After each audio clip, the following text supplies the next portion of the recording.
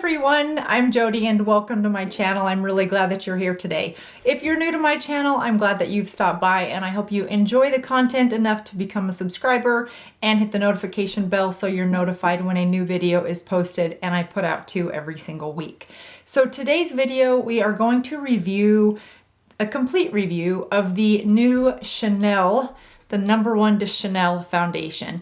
Now I'm going to walk you through how I applied it.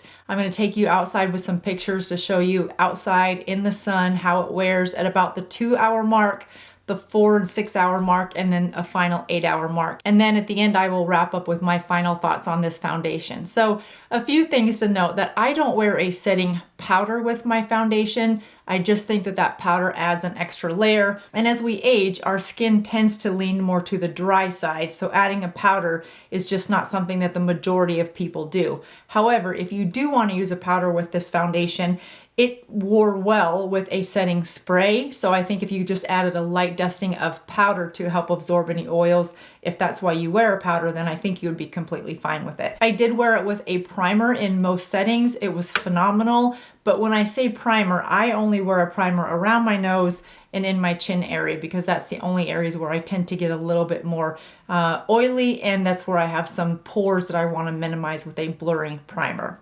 So if this is a review that you are interested in, then stay tuned, and at the end, like I said, I will give you my final thoughts.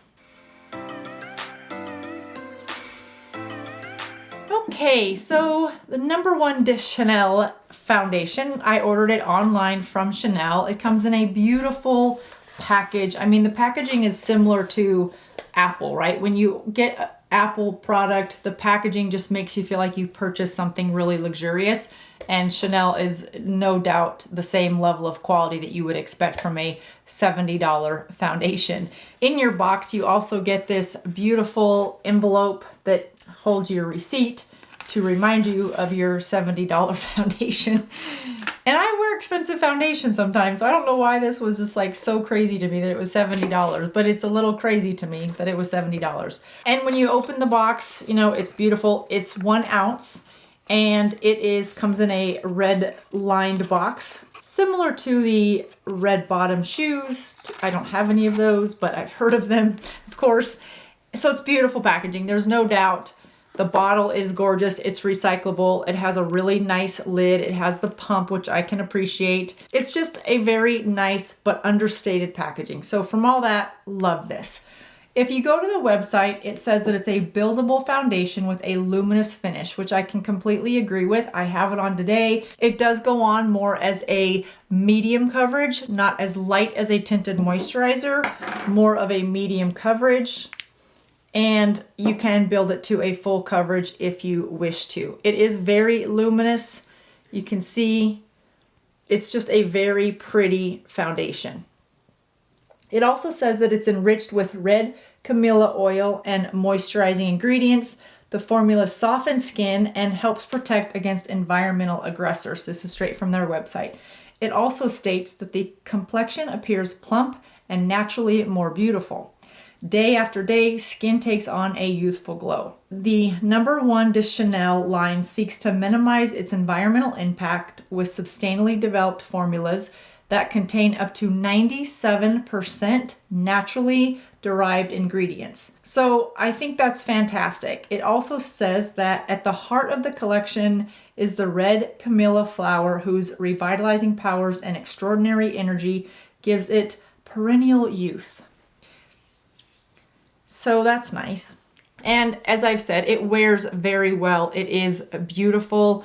The color match from the website was pretty darn accurate, I have to say. I had no complaints about that.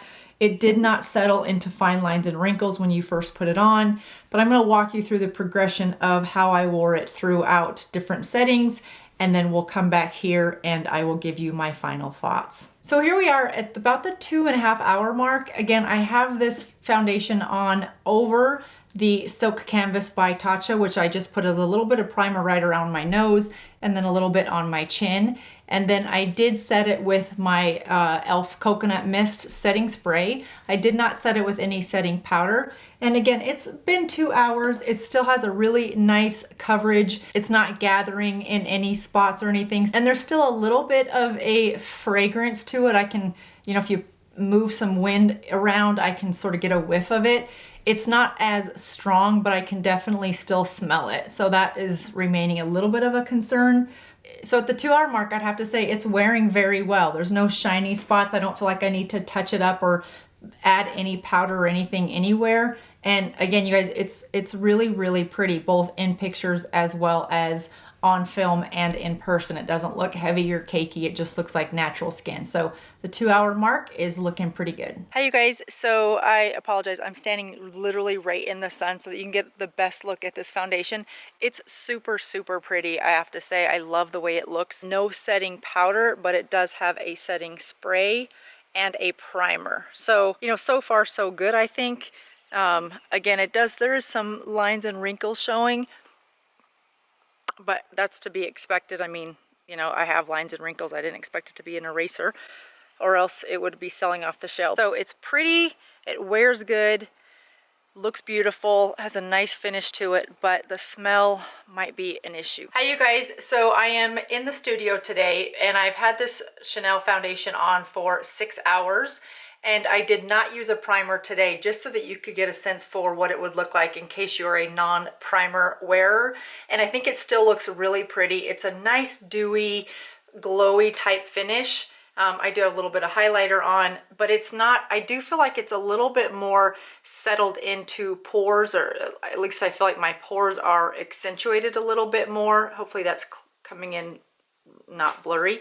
But it's from a, you know, from a distance, the camera's like as long as my arm is. It's stunning. It's still a really, really pretty foundation. It lasts a long time. I don't feel it patchy. I don't feel like it's getting patchy in areas. I don't feel like it's like really settling into fine lines and wrinkles. I do feel like just around my nose, it's wore off just a little bit, but I didn't powder it, in fairness, and I didn't use a setting spray. So this is just the foundation, no primer, with some cream blush and some powder highlight. And maybe a little powder contour. But that's really it. So it's stunning. It is stunning, and it's lasting, like I said, about 6 hours.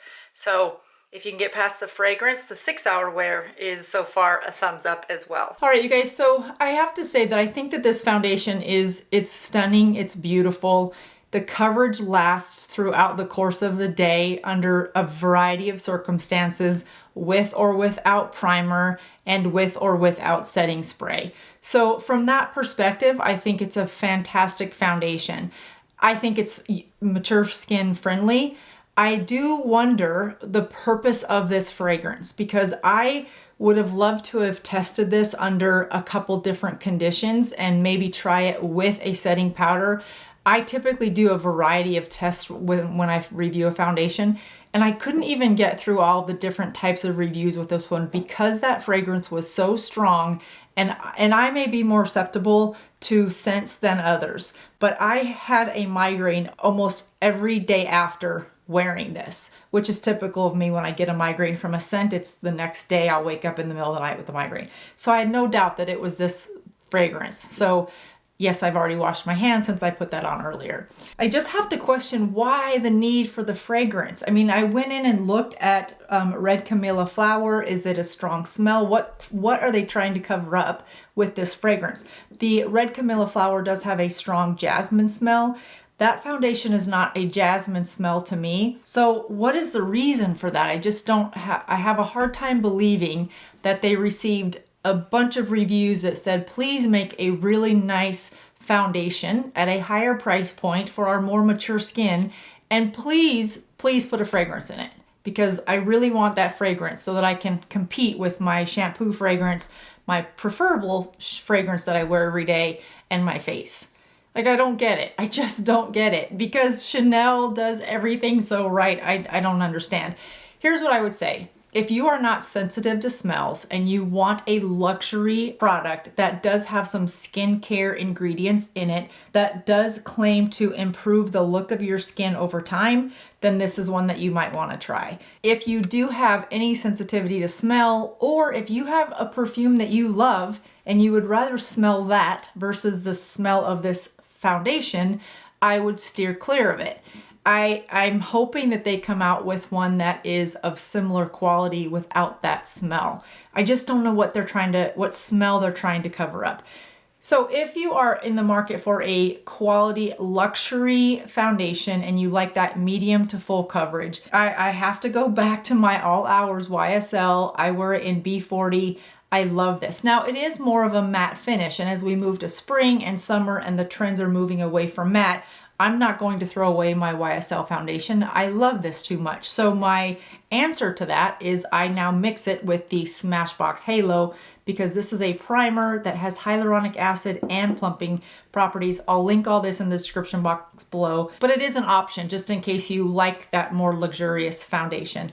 I also think that Chanel does the Ultra Le Tint Velvet very, very well. This is a tried and true foundation. It's medium coverage. I'd say it's more light to medium coverage. I've used this one for years. I do keep going back to it during the summer, mostly because it is a lighter foundation, and I think you would be just fine with that. If you really, really love luxury and you want a foundation that improves the look of your skin day after day, and you want your skin to look flawless, not full coverage flawless, but skin like flawless at a higher price point that looks good in the day, in the night, with or without primer, setting spray, or setting powder, then the Ford Shade and Illuminate. This is probably my highest end foundation, and I only wear this for very, very special occasions, and I have it in champagne, yeah. This is only a special occasion. It's kind of like that fine china that's up in the buffet. It only comes out like once or twice a year.